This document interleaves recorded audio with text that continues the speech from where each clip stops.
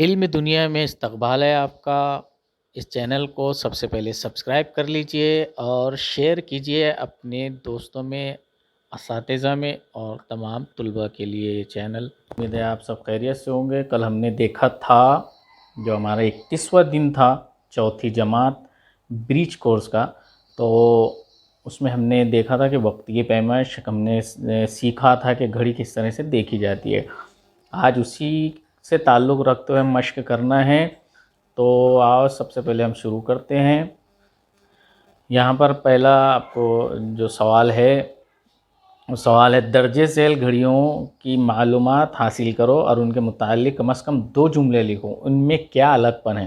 तो आपको सबसे पहले जो घड़ी है वो घड़ी है मोबाइल घड़ी।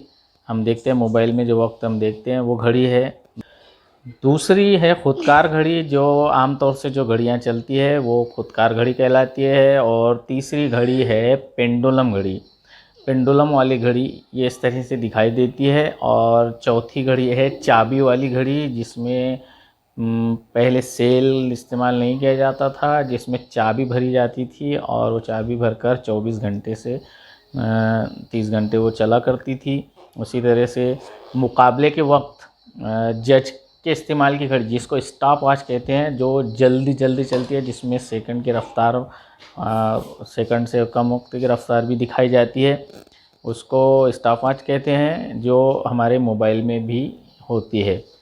और उसके बाद रेत की घड़ी, ये पहले दौर में ये रेत की घड़ी इस्तेमाल की जाती थी।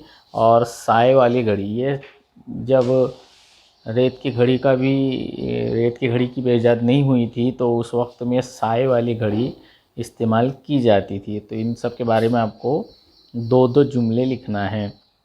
उसी तरह से दूसरा सवाल है, मोटे पुट्ठे दफ्ती की घड़ी तैयार करो और उस घड़ी से वक्त पढ़ने की मशक करो। यानी आपको एक घड़ी तैयार करना है जो पुट्ठे वगैरह से आपके पास, या कागज़ से भी आप तैयार कर सकते हैं, और उसमें आप उसकी मशक करना है वक्त की पैमाइश की।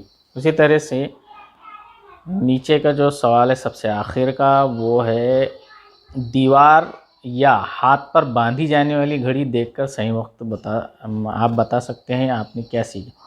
तो आपने क्या सीखा, यानी आपने क्या सीखा।